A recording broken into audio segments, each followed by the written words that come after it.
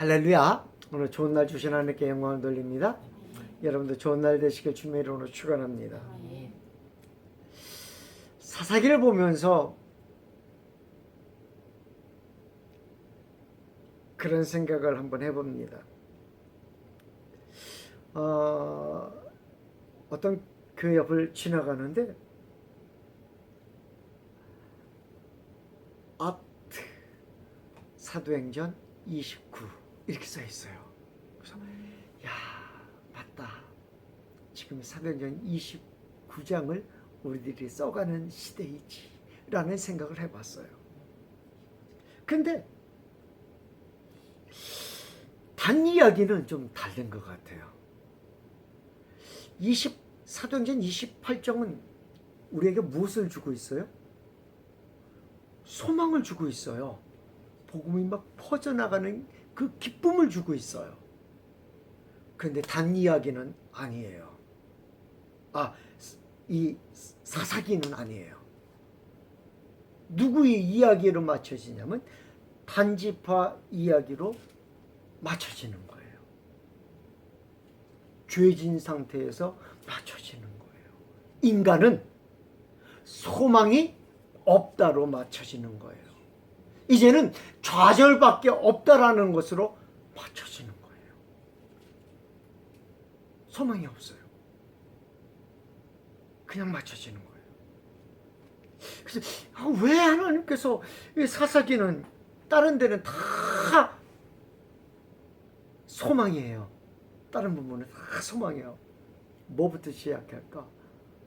이스라엘 백성들이 바벨론을 끌려갔다가 다시 돌아와서 다시 시작하는 것으로 끌려갔지만 그 가운데서도 무엇으로? 그루터기로 다시 살아나리라 하는 소망으로 계속해서 소망을 계속 심어줘요. 그런데 사사기만큼은 그렇지 않아요. 그냥 죄악으로 탁 그거 맞춰져요.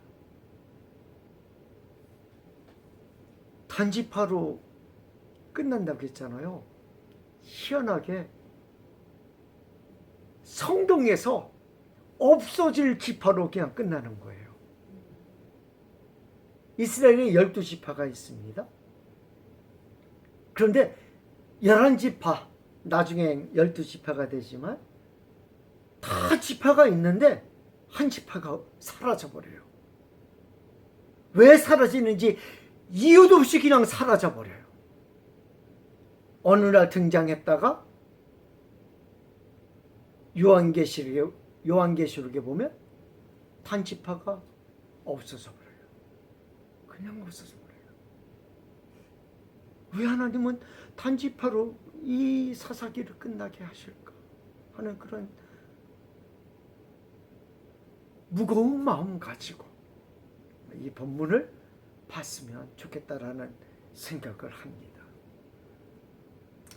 삼손의 마지막을 다루고 있는 본문입니다. 삼손은 들어가지 말아야 할 곳에 들어감으로 하나님의 영이 그를 떠나게 됩니다. 마지막으로 하나님의 영이 임한 곳이 어디였어요? 에나꾸레였어요.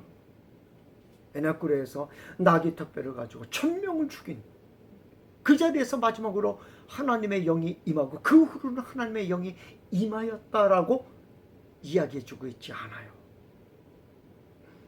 그래서 하나님의 영이 그를 떠난 모습을 보게 됩니다. 그러나 여전히 그의 힘은 대단했음을 알 수 있습니다.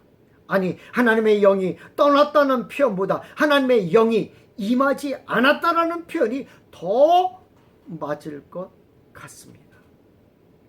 삼손이 능력을 발휘할 때마다 하나님의 영이 강하게 호련히 임하였다라고 말해주고 있는 본문들이었습니다. 갑자기 임하였다라고 계속해서 말씀합니다.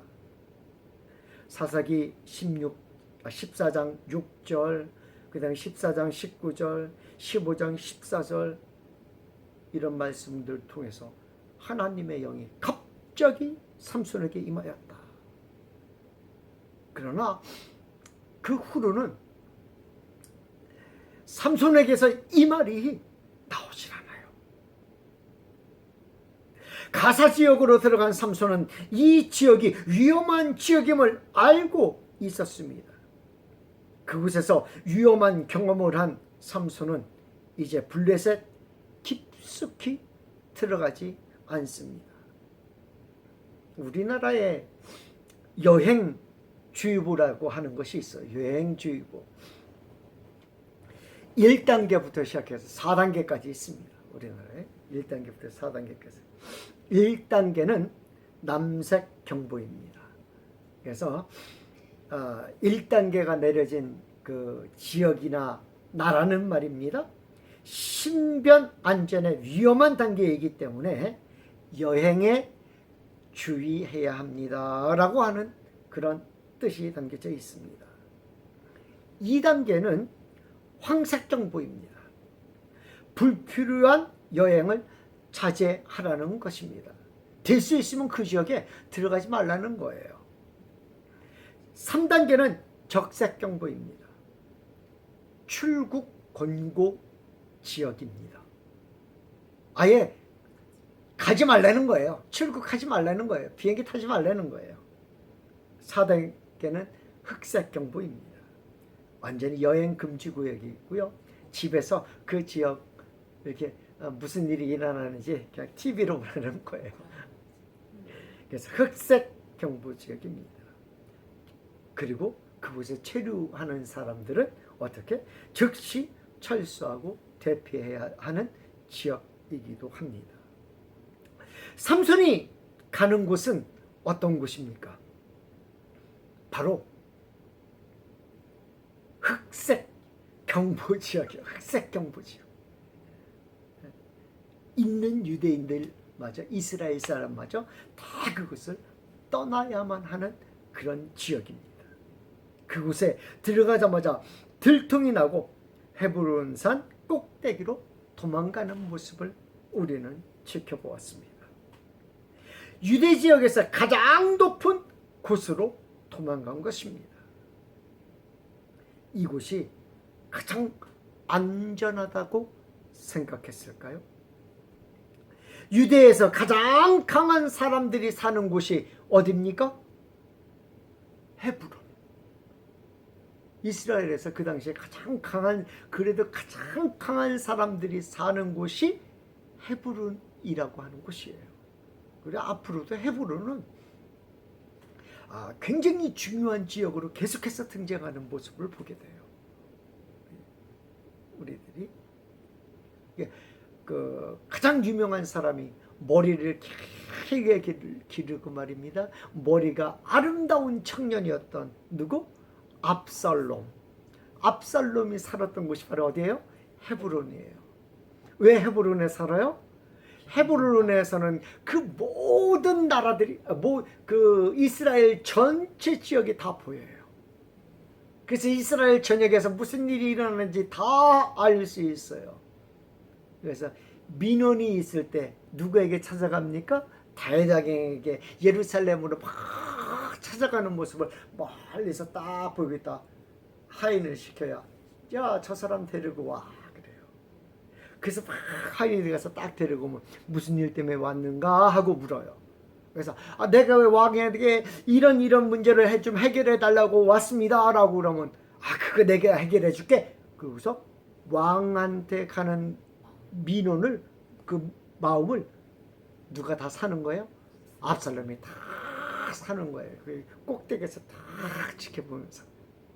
그래서 가장 그것은 힘센 자들만이 다스릴 수 있는, 그리고 그곳을 또 누가 차지했어요?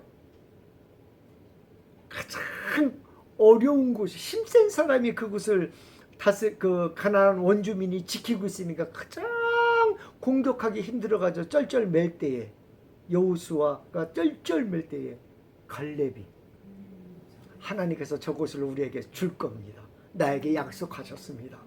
내 나이가 이렇게 많아도 내 나이 걱정하지 마십시오. 하나님이 저걸 우리 줄 겁니다. 이거 막 밀고 올라갔던 곳이 헤브론이에요. 그렇게 힘센 사람들만이 다스릴 수 있는 곳이에요. 그러니까 삼손이 헤브론으로 도망간 이유가 있는 거예요. 거기까지는 누가 쫓아오지 못하겠다? 블레셋 사람들이 쫓아오지 못할 것이다 라는 생각을 했을 것입니다. 그렇게 강하게 삼손은 안전하다고 생각했을 것입니다. 자신의 구역으로 도망가면 블레셋에 다시 붙잡힐 것 같았습니다. 그의 도망은 너무나 우리가 보기에 유치한 도망입니다. 나실인이고 사사인 삼손의 도망은 너무나 유치한 도망이에요. 우리가 볼 때. 최소한 사사요 나실인이라면 하나님의 법궤가 있는 어디로? 실로로 도망가지 않아요. 실로로. 그 당시에 실로에 하나님의 법궤가 있었거든요. 이 실로로 도망가야 되지 않았을까요? 실로로.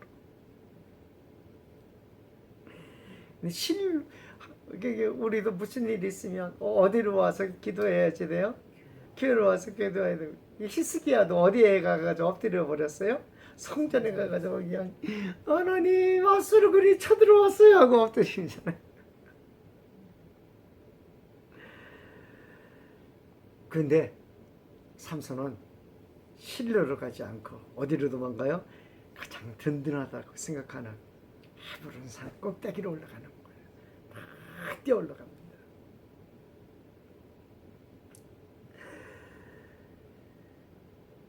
더 이상 도망갈 곳이 없을 때까지 도망간 삼손의 모습을 봅니다. 삼손이 가사 지역까지 들어간 후 시겁했는지 이제 다시는 가사 지역으로 안 가고 성경을 보니까 소렉 골짜기로 장소를 옮깁니다. 소렉 골짜기는 삼손이 태어난 소라보다 조금 아래를 소렉, 어차피 누가 사는 삼손이 사는 그 골짜기 자체를 소렉 골짜기라고 그래요. 근데 삼손은 산 쪽에 살고 그 밑에는 약간 골짜기 약간 평지 쪽 그쪽으로 내려가는 거죠. 그쪽으로 약간 내려가서 이제는 그쪽으로 장소를 옮깁니다. 소렉 골짜기는 삼손이 살고 있는 골짜기입니다. 이것은 이곳 저지대는 블레셋이라는 사람들이 살고 있고 산지에는 이스라엘 사람들이 사는 특징이 있습니다. 그 중간 지역에 삼손이 나고 자란 소라 땅이 있습니다. 삼손은 그곳에서 다시 이방 여인을 사랑하게 됩니다. 그 여인의 이름은 우리가 너무 잘 아는 드릴라입니다. 사랑꾼 삼손은 사랑하지 말아야 할 것을 알면서 계속해서 사랑을 갈구합니다. 사랑으로 인하여 오는 좌절을 계속해서 겪습니다. 그러나 그 사랑을 버리지 못하는 모습을 보게 됩니다. 이 모습을 보면서 왜 하나님 자꾸만 이방 여인들을 쫓아다니면서 이렇게 사랑하고 자꾸만 그럽니까 하고 내가 막 이 말씀을 묵상하면서 어쩌면 이 모습이 하나님의 모습을 그렇게 닮았을까 하는 하나님은 말입니다. 우리를 끊임없이 계속해서 사랑하고자 계속 사랑을 주고자 하는데 우리는 늘 주님을 배반해요. 주님 우리를 사랑하시되 끝까지 사랑하시는 모습을 보게 돼요.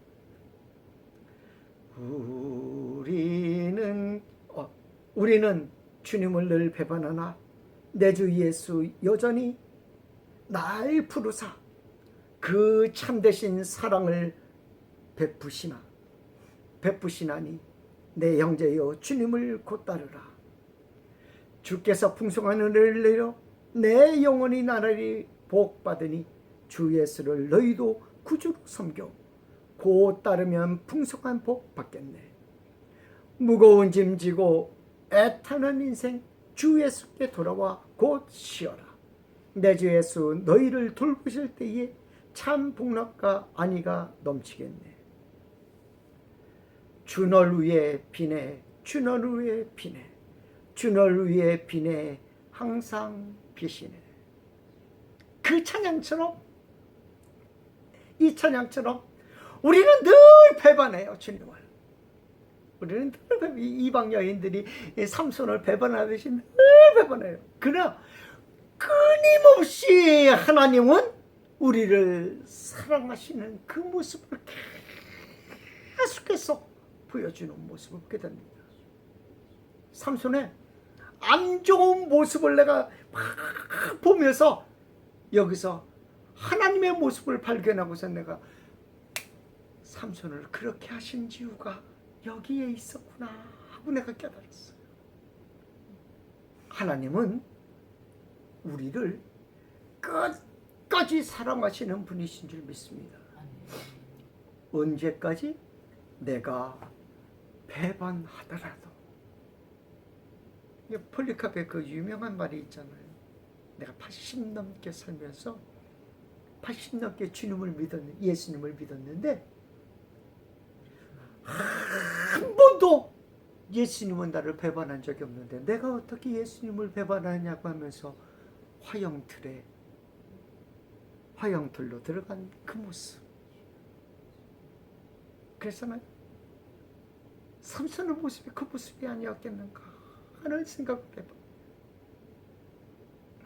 하나님의 사랑을 우리에게 보이시기 위해요, 늘 배반하는 우리를 찾아오신 것입니다.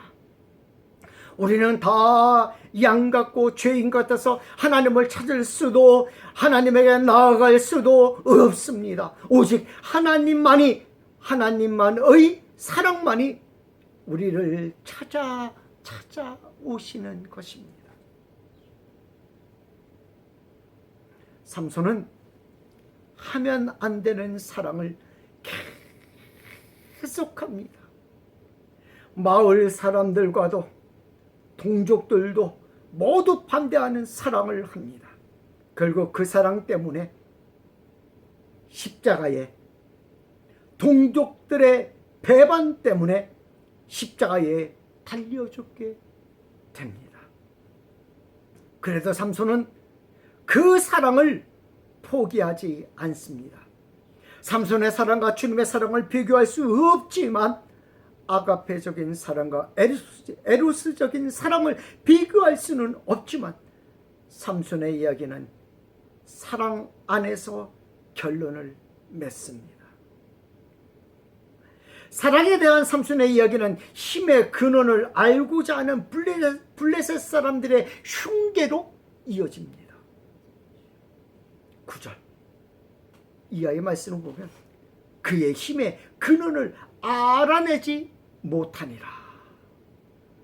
블레셋 사람들은 천천지 원수인 삼손을 잡아 죽이기를 꾀합니다. 그러나 좀처럼 기회를 잡지 못합니다. 그들은 삼손의 사랑을 이용하기로 합니다. 삼손의 여인을 사랑하니 우리가 그 기회를 삼아 삼손을 잡고자 한 것입니다. 그런데 이는 돈이 드는 이름을 잘 알고 있었을 것입니다. 그래서 돈을 주기로 하고 드릴라를 회유하게 합니다.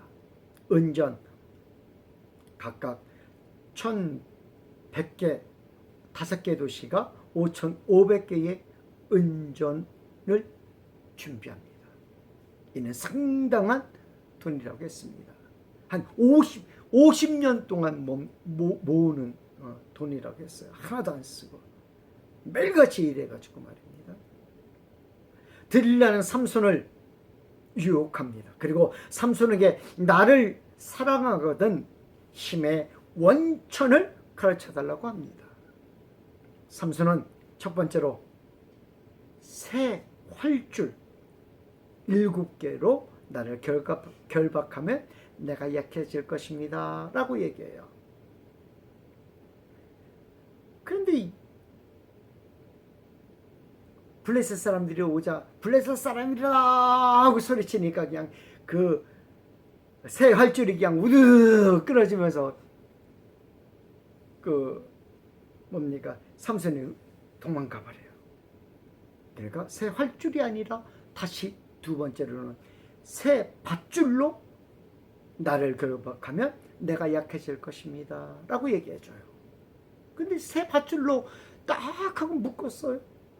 근데 역시 블레셋 사람이로다 그러니까 그냥 우르르 끊고 그냥 도망가 버려요. 세 번째로는 내 머리털로 무엇을 하면 배트를 짜면은 배트를 옷감 짜듯이 배트에 넣고 막 내 머리카락 짜면 내가 힘이 약해질 것입니다. 정말로 그렇게 짰어요. 그러고서 새벽에 블레셋 사람이다 그랬더니 또 그냥 삼손이 벌떡 일어나가지고 또 휙하고서 계속 드릴라가 어떻게 합니까? 울며 불며 네가 나를 사랑하지 않는데 뭐 내가 여기 오지 말라는 둥 하면서 막 울며 불며 이야기합니다. 세 번째까지 희롱당한 드릴라는 삼손을 재촉합니다. 이때 삼손의 마음이 어떠하였는지 성경은 이렇게 말합니다. 드릴라가 삼손에게 이르되 당신의 마음이 내게 있지 아니하면서 당신이 어찌 나를 사랑한다 하느냐. 당신이 이로써 3번이나 나를 희롱하고 당신의 큰 힘이 무엇으로 말미암아 생기는지를 내게 말하지 아니하였도다 하며 날마다 그 말로 그를 재촉하여 졸음에 삼손의 마음이 번뇌하여 죽을 지경이라. 죽을 지경이. 이게 삼손이 죽을 지경이다 라고 성경은 말해주고 있습니다.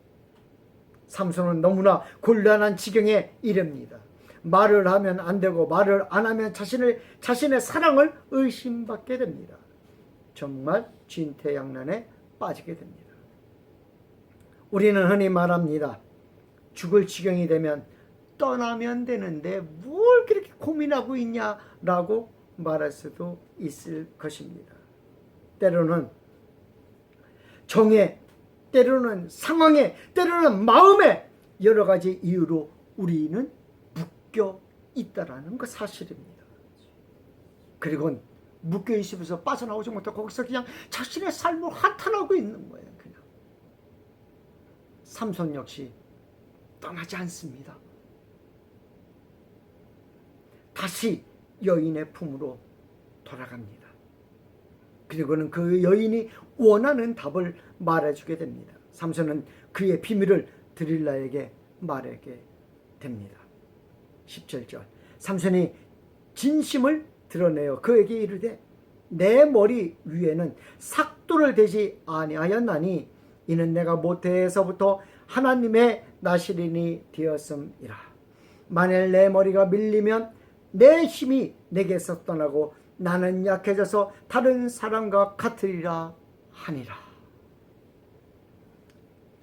삼손의 머리카락이 드릴라의 손에 의해서 칙 하고 잘립니다. 삼손이 은 5,500개에 팔리게 된 것입니다. 결국 삼손은 자신의 비밀을 털어놓습니다. 자신은 태어나면서부터 나시린이라고 합니다. 나시린이기에 삼손은 이렇게 얘기해요. 내가 나시린이기에 뭐가 있다고요? 힘이 있다고 얘기합니다. 삼손은 자신이 나시린이며 나시린으로서 무엇을 하면 안 되는 것을 너무나 잘 알고 있는 사람이었습니다. 부정한 것을 만지거나 보면 안 된다라는 것을 너무나 잘 알고 있는 사람이었습니다. 나시린으로서 부정한 것을 보면 안 된다라고 했는데 우리 한번 생각해 보시기 바랍니다. 나시린으로서 이방인을 보는 것마저도 부정한 것임을 몰랐을까요? 삼손은 처음부터 나시린임을 알고 있으면서 나시린으로서의 삶을 살지 못했다라는 거예요. 그리고 사랑이라는 미명 아래 자신의 치부를 드러내고 블레셋 사람들에게 붙잡히게 된 것입니다. 사랑의 포로가 된 것입니다. 블레셋은 힘을 잃은 삼손을 잡습니다. 그리고 쉽게 죽이지 않습니다. 그가 힘이 없어진 것을 알고 때로는 조롱합니다. 삼손은 그의 힘의 원천이 없어지게 됩니다. 그리고 블레셋에 붙잡혀 온갖 고통을 당하게 됩니다. 여러분 생각해 보세요. 사사로서 적군에 잡힌 자가 있습니까? 사사로서 패배를 맛본 자가 혹시 있습니까? 사사로서 하나님의 힘을 잃은 자가 혹시 있습니까? 사사로서 평생 그가 살아있는 동안 하나님의 이스라엘의 평화가 넘쳐난 줄 믿습니다.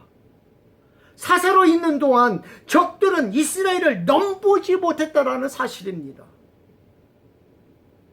그런데 삼손은 달라요. 그의 눈이 뽑힙니다.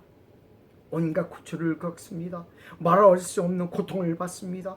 눈만 뽑힌 것이 아닙니다. 연자맷돌을 돌리게끔 합니다. 16장 21절 블레셋 사람들이 그를 붙잡아 그의 눈을 빼고 끌고 가사에 내려가 놋줄로 매고 그에게 옥에서 맷돌을 돌리게 하였더라. 너무나 치욕적이고 벗어날 수 없는 큰 고통입니다. 이때 이스라엘은 어떻습니까? 이때 삼손은 이스라엘의 나시린이었습니다. 근데 아무도 삼손을 구하러 오지 않습니다.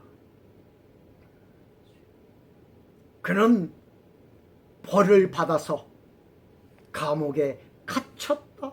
그는 죄를 지어서 눈이 빠졌다라고 그는 자기 죄 때문에 고통을 당한다 하도다.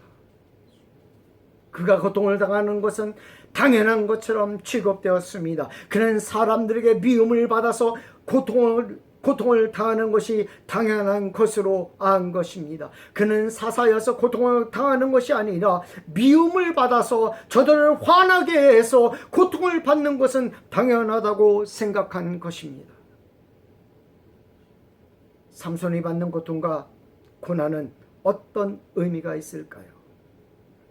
이사야서 53장 3절 말씀에 그는 멸시를 받아 사람들에게 버림을 받았으며 간구를 많이 겪었으며 질구를 아는 자라. 마치 사람들이 그에게서 얼굴을 가리는 것 같이 멸시를 당하였고 우리도 그를 귀히 여기지 아니하였도다.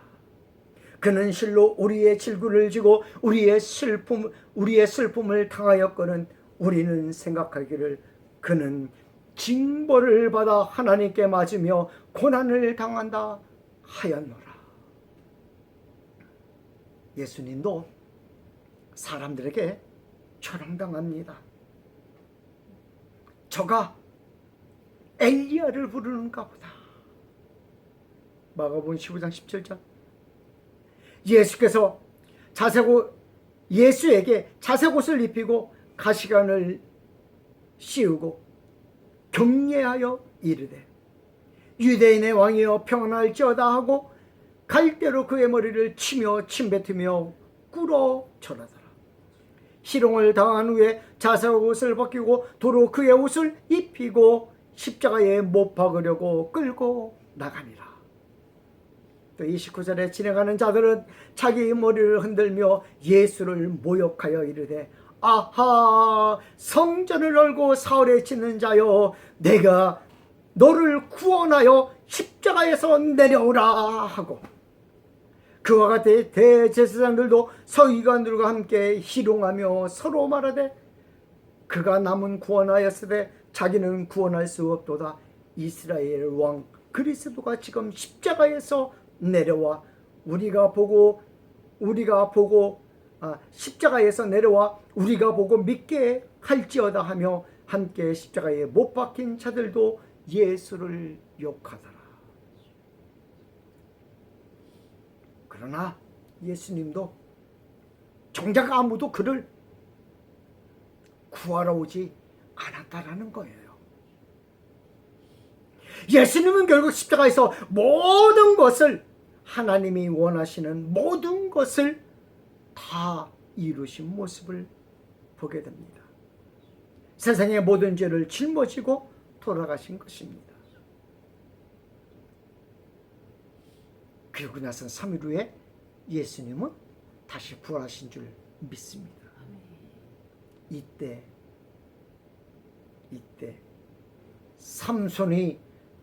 삼손의 머리가 다시 나기 시작하였다라고 성경은 말해주고 있어요. 여러분, 이 성경을 읽으면서 굉장히 이상하다라는 그런 본문들이 많아요. 이 본문은 쓸 이야기가 아니에요. 이 본문은 쓸 필요도 없는 단어입니다.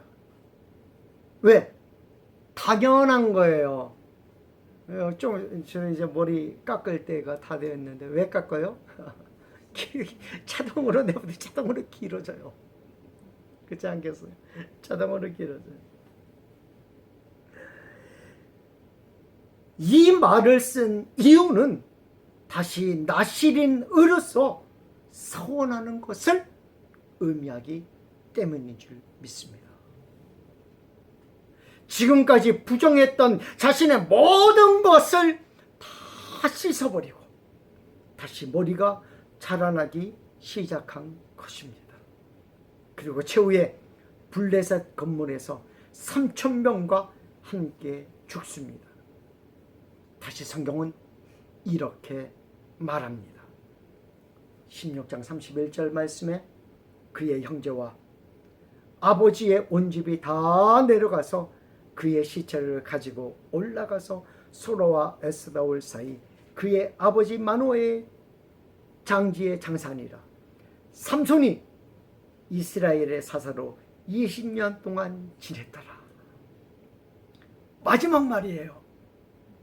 어떻게 보면 삼손은 마지막에 실패한 인물로 등장해야 되는데 맨 마지막에 실패한 인물이 아니라 성경은 이렇게 얘기해 주고 있어요. 사사로 20년 동안 지냈더라. 실패했는데요.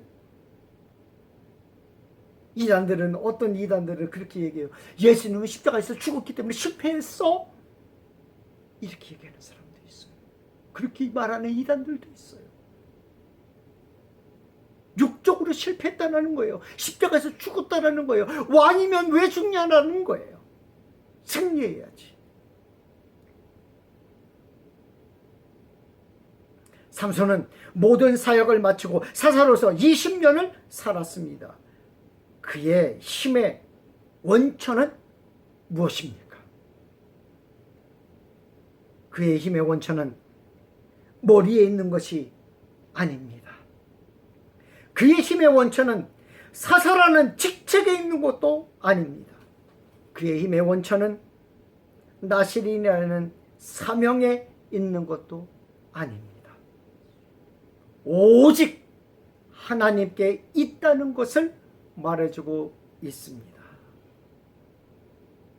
하나님의 영이 그와 함께함으로 그의 힘의 원천이 되었던 것입니다. 오늘 하나님의 영이 여러분과 함께함으로 그 하나님의 힘의 원천이 여러분과 함께하기를 축원드립니다.